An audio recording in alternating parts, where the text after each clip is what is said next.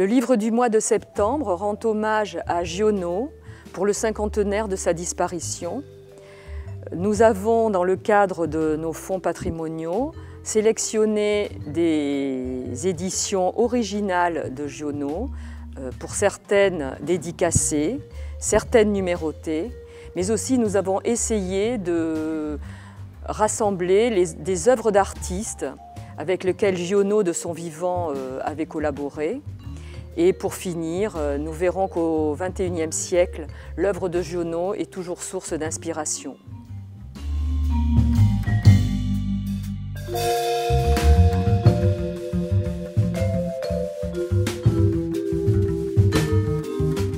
Nous vous proposons une sélection d'œuvres originales de Giono que nous conservons dans les fonds patrimoniaux et notamment dans les collections des fonds littéraires méditerranéens.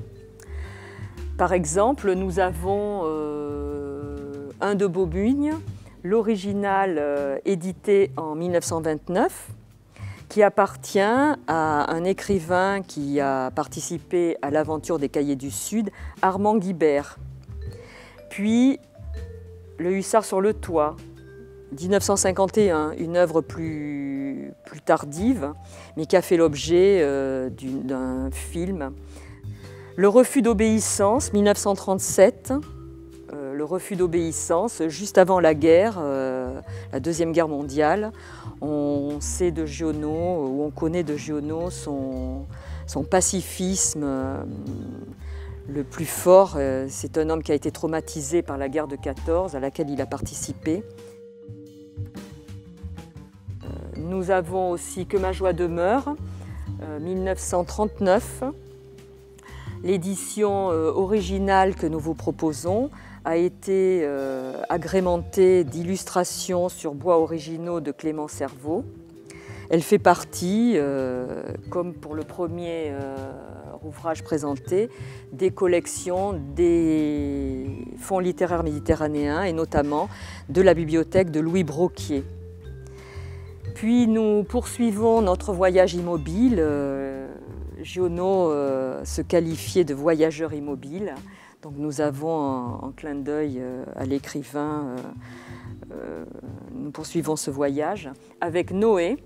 Noé qui a été illustré par les gravures de son ami Lucien Jacques. Lucien Jacques qui lui a permis d'approcher le milieu littéraire parisien. Et nous finissons avec l'un des derniers ouvrages publiés, Haine-Monde. Nous avons l'édition dédicacée par Giono à Jean Ballard avec Ma très vive amitié. C'était en 1968 et mentionné Très fidèle amitié. Voilà pour ces œuvres originales, cette sélection d'œuvres originales dédicacées et numérotées.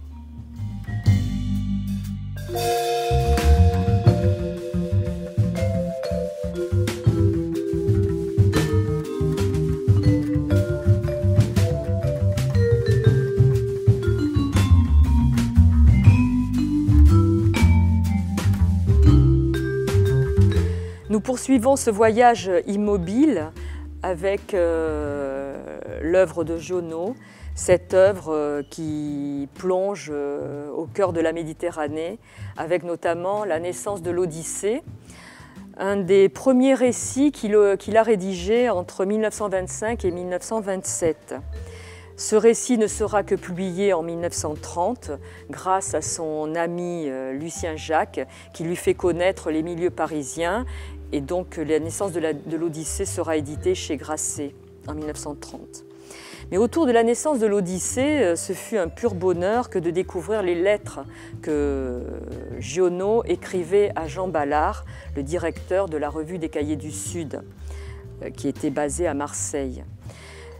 Dans ces lettres, Giono évoque son grand désir d'être édité, au moins pour des extraits, dans les Cahiers du Sud.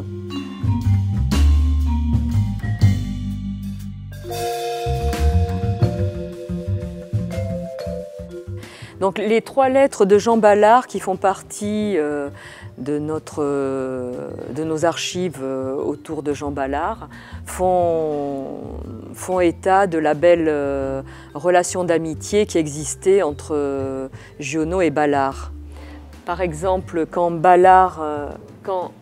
Giono écrit en 1930 « Cher Ballard, j'aimerais bien que tu lises ces pages que Jean Frété t'enverra ou te portera lui-même selon l'occasion.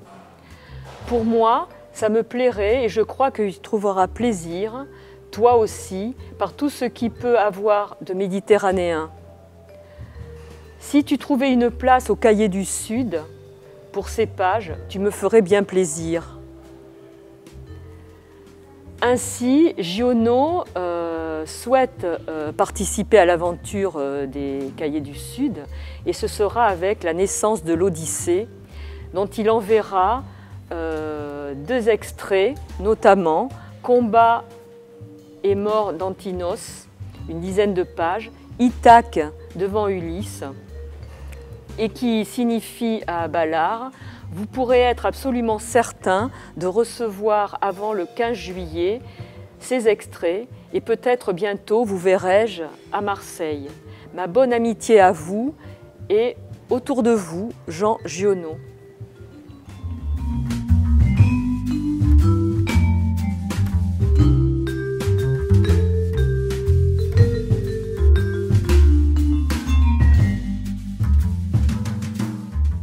Il s'agissait aussi, dans le cadre de cette exposition, de présenter les artistes qui étaient inspirés par l'œuvre de Giono.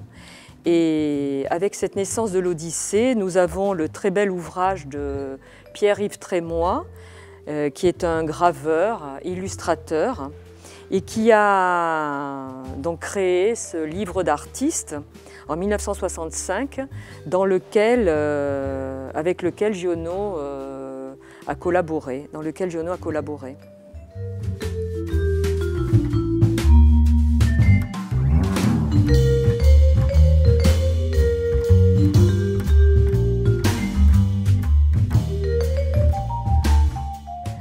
Giono, qui inspire les artistes, effectivement son ami Lucien Jacques, qui durant 40 ans a œuvré dans cette proximité à la fois près de lui à Manosque, mais aussi qui l'a aidé à éditer et à accompagner ses œuvres de magnifiques gravures sur bois. Par exemple, accompagné de la flûte, qui a été édité en 1924. Nous présentons l'édition de 1959, la réédition. Enfin, Giono et Lucien Jacques ont collaboré avec cet ensemble de lettres rassemblées dans ce livre illustré. Jean Giono collabore aussi avec les artistes, par exemple Jean Lursa, qui est un célèbre graveur, bien connu pour ses tapisseries, mais qui là, dans le cadre d'Animalité, sur un texte inédit, propose d'illustrer le texte de Giono avec des illustrations mythologiques, des créatures fantasmatiques, qui font écho à l'imaginaire de Giono, puisque Giono était très intéressé par la littérature antique, la Grèce, etc. Donc on retrouve dans cette collaboration l'hommage à Giono. Nous poursuivons aussi avec cette œuvre qui a été commandée par Giono par un éditeur suisse. L'éditeur souhaitait mettre en avant un peintre franco-suisse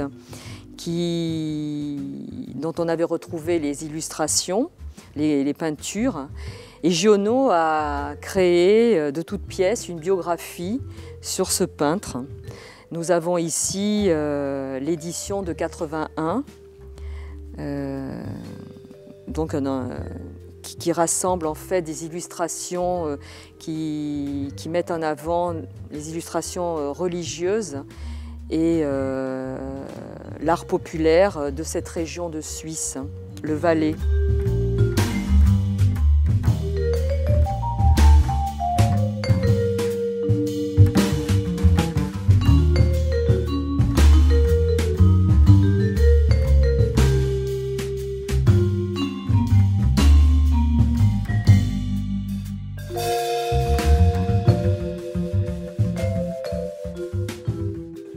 Et pour conclure sur notre 21e siècle, qui inspire toujours les artistes avec l'œuvre de Giono, nous avons 2 livres d'artistes que nous proposons conserver dans nos collections de bibliophilie livres d'artistes aux fonds patrimoniaux, avec Yule. Yule est un illustrateur, peintre, qui habite Forcalquier et qui est très inspiré par l'œuvre de Giono. Par exemple, il a repris avec des extraits de Serpent d'étoiles l'œuvre de Giono et en a fait un livre d'artiste, livre-objet à part entière, avec ses formes de triangle. Et surtout, ce qui est intéressant, c'est les peintures sont en fait des ocres de Roussillon et un ensemble de végétaux qu'il a découvert dans la campagne autour de Forcalquier. Mais Yule aussi a voulu rendre hommage à Giono avec ce texte « Je venais d'être démobilisé », écrit en 1936 par Giono, que sa fille Sylvie Giono a découvert dans les archives de son père. Ce texte est paru une première fois en 1988 dans le bulletin des amis de Jean Giono. Yule s'en est emparé et a fait cet ouvrage singulier, un ouvrage oblong, cette couverture noire, avec les ocres du Roussillon, qui symbolise le chemin que Giono prenait lorsqu'il venait à Manosque pour sa démobilisation. Ce chemin qui symbolise tout le cheminement de Giono entre sa Provence et le monde des tranchées.